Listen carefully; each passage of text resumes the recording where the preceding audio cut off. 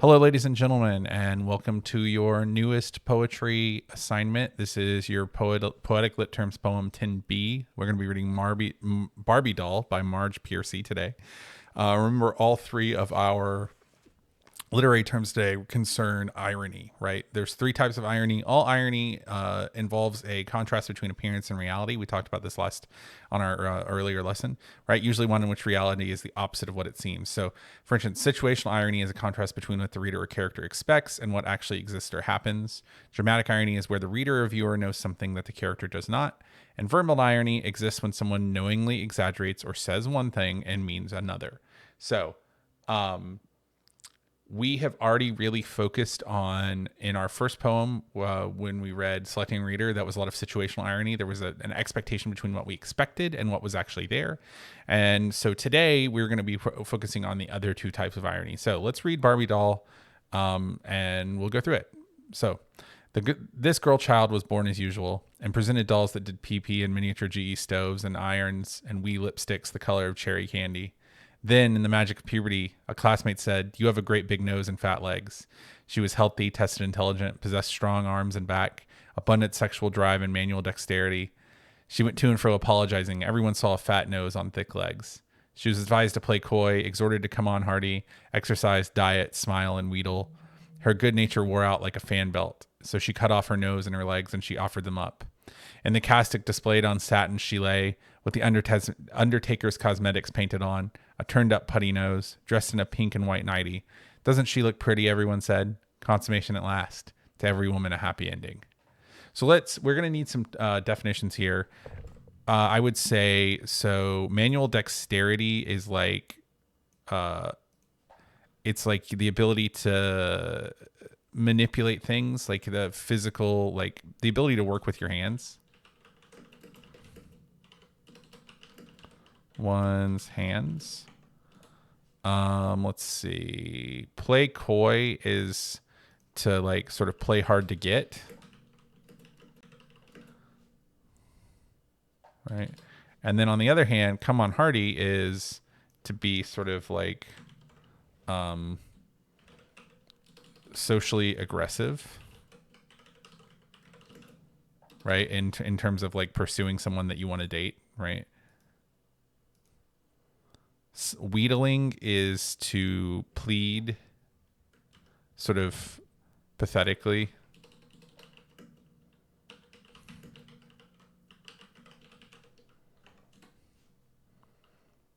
Let's see. A fan belt is it's a part on a car you have to replace a lot. Replaceable. There's like a big rubber belt at the front of most engines, and it runs the fan that keeps the engine, is part of what keeps the engine cool. And it often wears out and snaps, and then you have to replace it.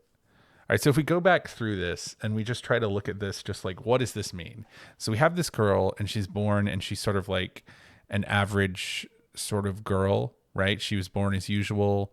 She was sort of an average girl. She was intelligent. She possessed strong arms and back, right? Abundant sexual drive, manual dexterity.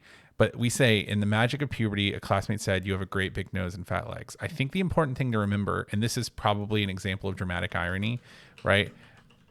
We know the girl is a normal girl, but she does not, right?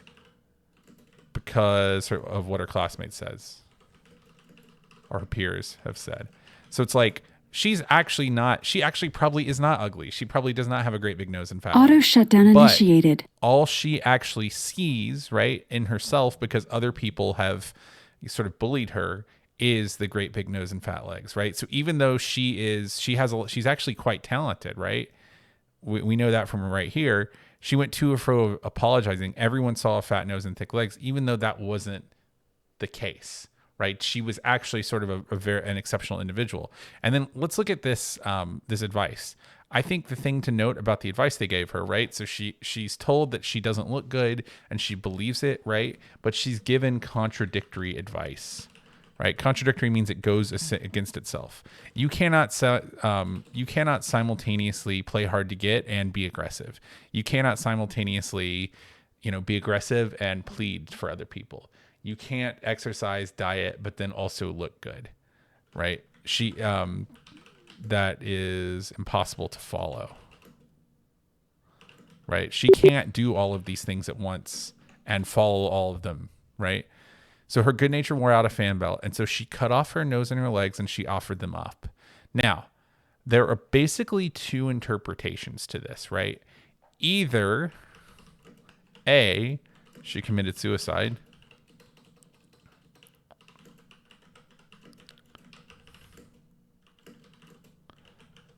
I think more likely the interpretation I take is, or B, she got plastic surgery here, right? So her offering up of her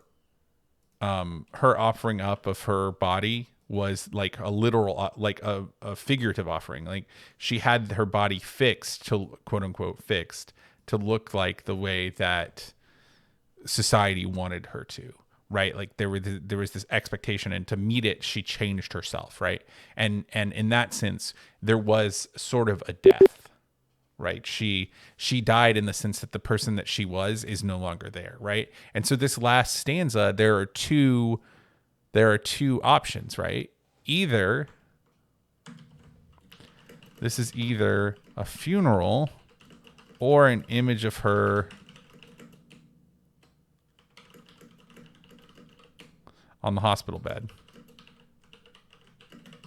right? She has sort of the pink and white nightie. That could either be what she was dressed in when she died and was then, buried, or it could be like her hospital gown, right? She has on a turned up putty nose. She has, because she had got a nose job. She has Undertaker cosmetic painted on because when you get facial surgery, like it really bruises up your face and makes it look all raw and pink. So like it looks like she has on more cosmetics because she just got out of surgery, right?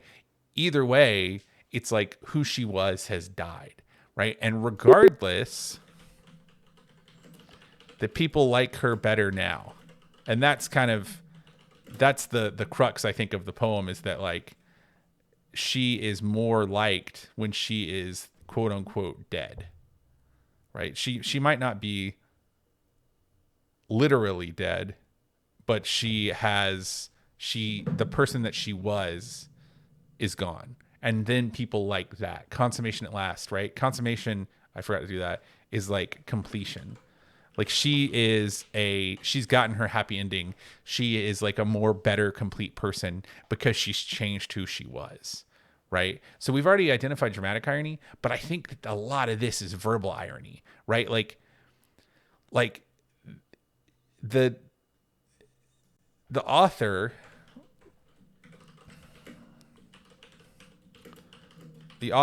doesn't actually think she's gotten a happy ending. That's like that kind of like almost sarcasm irony. Like it's not a good thing that she had to change who she was or die to be accepted by society, right? So the author doesn't actually think she got a happy ending. She actually didn't. She got like the worst possible ending, but the author is using dramatic or verbal irony to highlight that. That's a lot of times the way verbal irony is used is to highlight the difference to highlight something that's absurd, right? So like if you really want to emphasize something that's kind of crazy, you talk about it like it's normal, and then that makes it seem more crazy. And that's kind of what we have going on here, right? So I think, thinking about a theme for this, and we can just stick this over here on week 10 notes. So I think a subject of this would be sort of like societal expectations, right? What does society expect from us, right? And we all have these societal expectations. This particular poem is about what society expects from women, and I think in a sense that's a very important thing, because women have all these physical expectations that men don't, right? I can kind of look like a slob at all times, and nobody's ever going to say anything about it. I mean, look at my hair right now, right? But women, there's more of an expectation of what it means to look good, right? To look acceptable.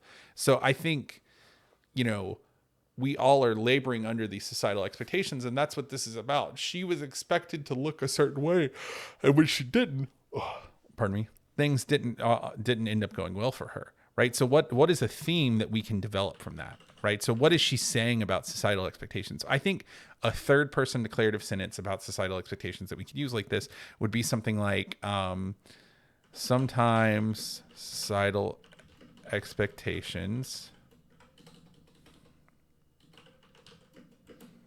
can lead to people,